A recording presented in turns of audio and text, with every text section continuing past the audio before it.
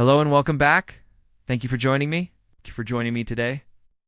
Let's cover the latest on your flight and travel disruptions.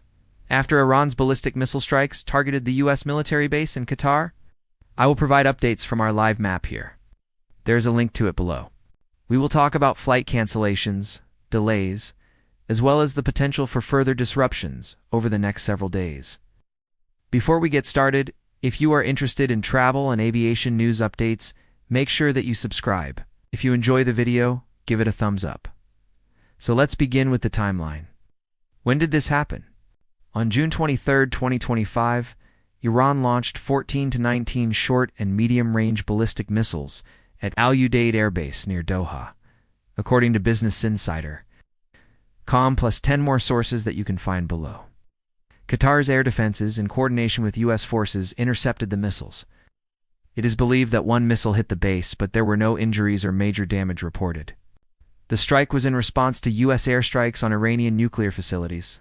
According to Iran's Islamic Revolutionary Guards Corps, Iran issued advance warning of the attack via diplomatic channels, according to Reuters, +1, Al Jazeera, plus 3 more sources below.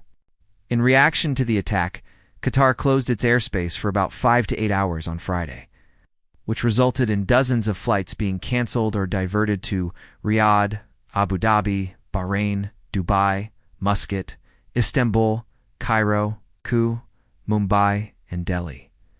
Some passengers reported that they were waiting on the tarmac for hours with no communication from the airline. Air India suspended all flights via the region, including those to North America and Europe.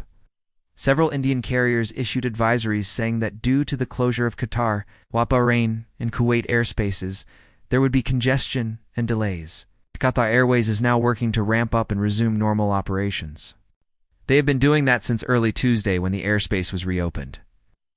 But significant delays and a backlog of flights are expected to persist for several days. Major hubs such as Hamad International Airport, which handles nearly 140,000 passengers, every day will work to connect stranded travelers and clear the backlog of flights. But currently flights are still being detoured around the closed airspaces, which is believed to have added several hours onto some routes. This results in additional fuel costs and, unfortunately, some cancellations. Concerns about GPS interference and safety remain. There are reports that Iran's Revolutionary Guards warned shipping companies not to use their services to transport equipment to the U.S. military. Based in Qatar, which is a hub for U.S. Central Command and the U.S. military operations in the region. So naturally there are safety concerns.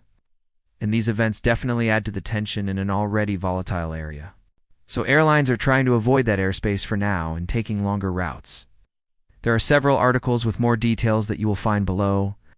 Doha residents reported hearing explosions and seeing air defense flares, but Qatari officials said that there were no casualties or damage as a result of the attack. U.S. military officials said that they were aware of the incident. They are assessing the damage. They will release the statement later today. Right now they are focused on the safety of personnel on site. As of 9 a.m. Eastern Time on Saturday, the embassies of the United States, United Kingdom, Canada and Australia, and Qatar issued shelter-in-place advisories, which have since been lifted. But schools and exams were temporarily postponed. So what else happened? On the ground in Qatar, Qatari authorities said that the situation is completely stable. Its foreign ministry condemned the strike in the strongest terms and stressed that this aggression is a serious threat to regional security and stability. The statement pointed out that Qatar has the right to respond and will take all necessary measures to protect its security and the safety of its people. But it preferred dialogue and de-escalation to address the crisis. However, the underlying message was that they reserve the right to respond if they decide to do so. What's next? Well, no. 1. Hopefully de-escalation in the region. No. 2. Establishing shared protocols among Gulf nations, including Qatar, Saudi Arabia, the UAE, Bahrain, Oman, Iraq, and Iran. They need to establish shared emergency protocols for airspace closures. No. 3. Advanced monitoring network. Sharing intelligence is key. Airlines, airports, and relevant military entities need to monitor for threats and share information on a regular basis. No, for passenger assistance. So airlines need to increase partnerships with agencies such as IATA and other international bodies to be able to assist passengers in case of sudden disruptions. Thank you for joining me today. Let me know your thoughts in the comments below. What do you think? What should airlines and governments do to prevent travel chaos? Please drop your thoughts below. I appreciate you joining me today. Thank you for watching. Remember to give this video a thumbs up if you liked it. Subscribe if you haven't yet.